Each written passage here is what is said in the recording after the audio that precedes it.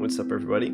Today I wanted to talk about pads, and specifically sound design principles for pads, because I took the time to look at some of the pads that I'd recently made, and I asked myself, why do I like these sounds? Why do these sound better to me than just like a saw wave with a low pass filter that slowly opens up?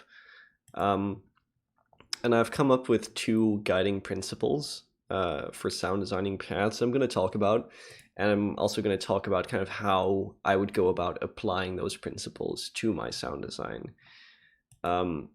So the first principle is artifacts. And by artifacts, I mean sort of random variations in the sound that, kind of occur randomly and without any structure. And this really adds a lot of character to a sound and makes it sound much better than just a static sound like a saw wave, in my opinion, anyway.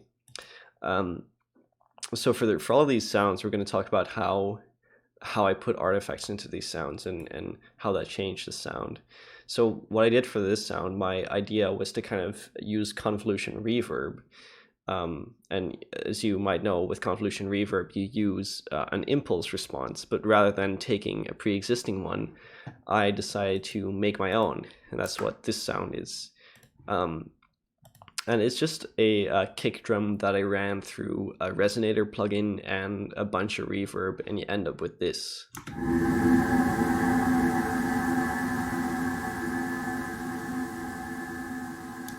It's just this crazy sound, but when you look at the spectrum, you can see that there's all sorts of weird and random peaks. And what happens when we use the convolution reverb and run a synth through that is all of those weird and random peaks, if they line up with the peaks in the spectrum of the synth itself, then those are going to be amplified. But if they don't line up, then there's going to be no sound at that frequency. So because of these weird and random peaks, you can really sort of filter the sound and extend it in a really unique way, which makes it sound like just absolutely wild, kind of from a different dimension. And what's even crazier is if I turn off the convolution reverb, you'll hear what I started with, which is just a completely different sound.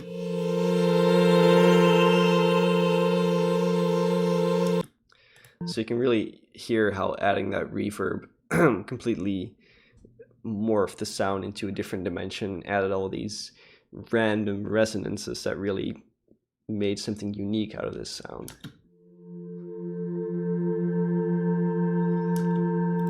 So yeah, let's move on from that and talk about the next way to add artifacts to your sound, which would be through pitch drifting.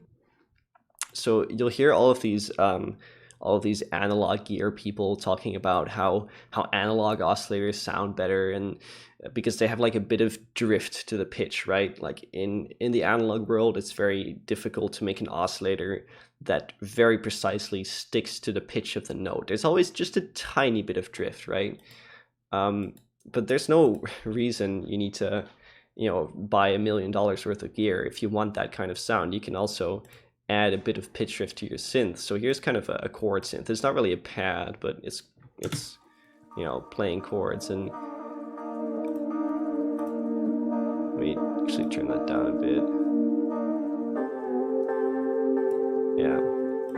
So what I've done for this sound is I just put this weird LFO on the master tuning, and you can see when the LFO plays back that the speed of the LFO is also changing, because there's LFO2 is controlling the speed of LFO3. So what that does is you kind of get this random modulation source that I'm then just applying to the pitch to excuse me, to kind of create that warble. And you can listen that when I turn that off, set this to like 0, then the sound is much more static and much more dead.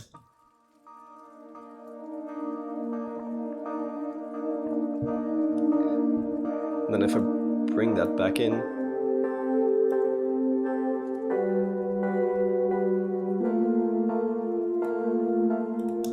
it kind of adds a very subtle layer of mojo to the sound. Now you can just do that with an LFO like this, but you can also go very simple and just draw in like some pitch bend information to kind of add some character. And the more extreme you do this, the more degraded of a sound you get. In this example, it was quite subtle, I think. So yeah, the next example for creating artifacts is using vocoders. So if we dive into this sound, you can see that it's 2 layers. And it sounds like this. There's one saw wave layer at the bottom to just kind of fill out the spectrum a bit more, but what we're interested in is this layer. So what this layer is it's very simple. Some pink noise run through a key-tracked bandpass filter. So that basically is the peaks in the filter create the notes, essentially. And that sort of creates a whistling sound. Now what I've done is I ran that through this parallel chain with a vocoder and a reverb on it. And when we solo that, we can hear that it creates this sort of strange, bubbly texture. And the way I achieve that texture is just by setting the carrier to be the same as the modulator, and then turning the depth all the way up to 200%. So the envelopes the vocoder generates for itself become super exaggerated, essentially. And then I also turned up the gate, so all of these frequency bands are gated, so you get this weird sort of, they only pop up every now and then a bit of reverb to kind of smooth that out a bit, and then blending that in gives a lot more character to the sound. So if I turn this off halfway through this chain with the vocoder, you'll hear how much more static the sound becomes.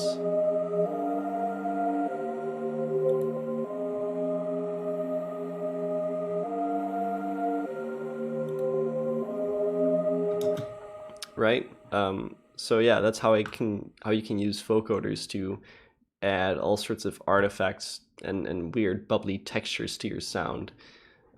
Sometimes if your sound has a lot of high end, it can also work really well to make a really watery texture. And then of course together with the low end saw waves, we kind of get this nice warm synth texture going on. So yeah, let me turn that off, and then we can move on to the next example, which is pitch shifting, which is like one of my favorite things. So if we dive into this pad, you can see it has 2 layers, each playing different notes, and together they sound a little something like this.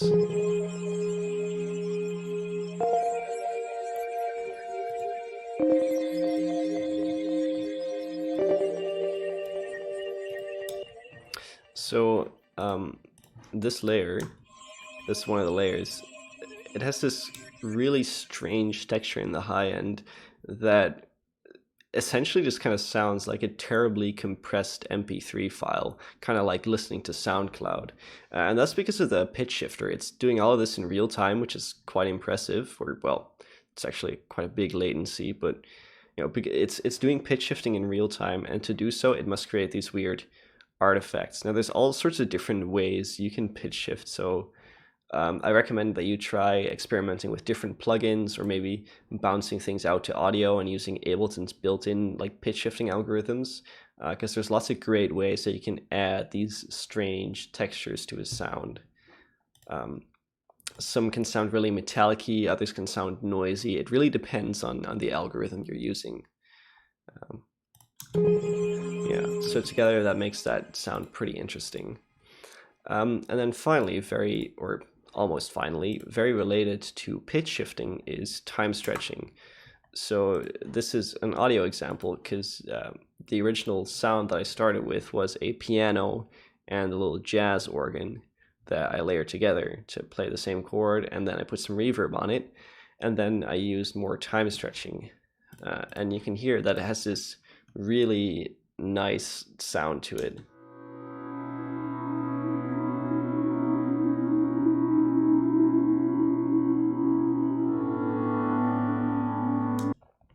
And of course, you know, real instruments like pianos and jazz organs and whatnot, they all have these little artifacts themselves as well, because they're also not, you know, perfect, clean digital oscillators. They're very much real things, right? So these samples already have like a bit of a bit of artifacting in them. That's just a natural part of the sound. And then when you time stretch that, you can really accentuate that and take that even further, and it can become a really nice pad, and then touch it up with some reverb and some chorus, and you get this a really easy and really nice way to get a pad sound. So far, we've talked a lot about creating artifacts, which is a very big part of the sound design, in my opinion. But what I also want to talk about is layering, or rather evolution.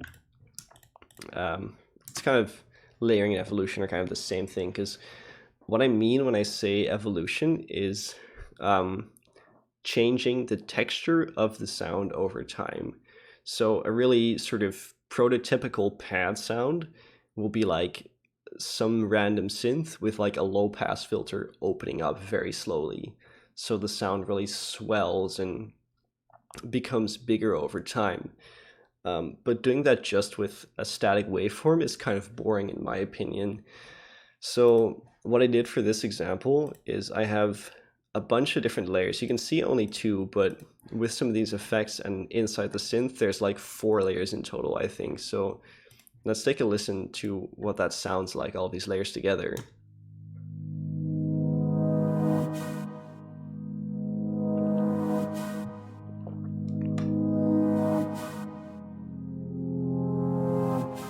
Bonus points if you know where that sound is from, by the way.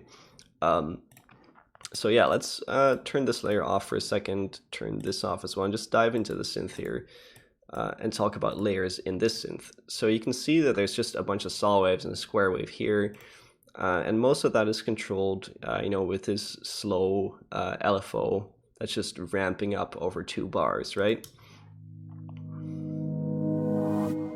But towards the end of the sound, you will have heard something else coming in, which is oscillator B, which is normally muted, but then towards the end of the 2-bar cycle, the volume of that starts rising up. So this oscillator has kind of a different sound from the rest of the synth, obviously, because it's not going through the filter, and it's an octave up from the main oscillator, and it's got many more voices, and it's much more spread out, so it sounds a lot noisier and grittier.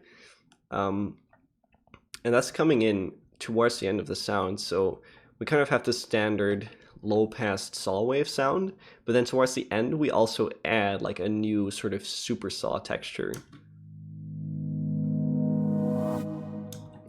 which is pretty cool. But then we can add another layer, which is this little FM synth layer. It's very simple.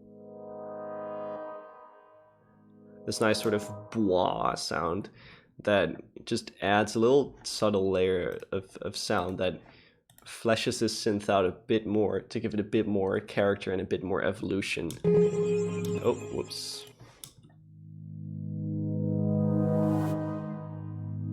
Also with the reverb, it sustains very nicely.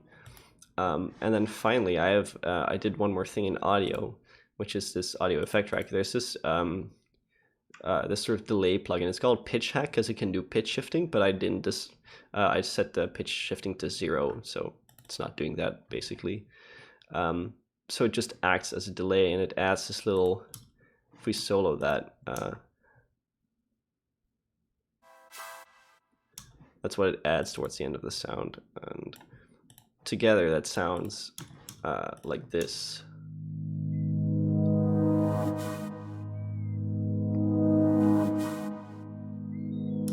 So you can see how in this sound, adding all of these different layers that grow and swell over time creates this sort of morphing texture. You could also work with wavetables, for example, to create this sense of evolution. So yeah, to wrap that up, I use randomized artifacts and sort of an evolution in the sound over time to make my pads sound interesting and better than just a low pass saw wave, because I fucking hate low pass saw waves.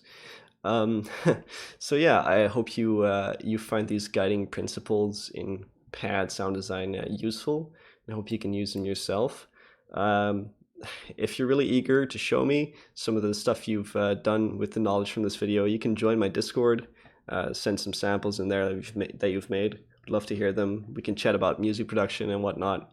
So yeah, link to my Discord is in the description. Also, make sure to share this video with other people you think might find it useful. And yeah, thank you so much for watching, and I'll see you in the next video. Bye-bye.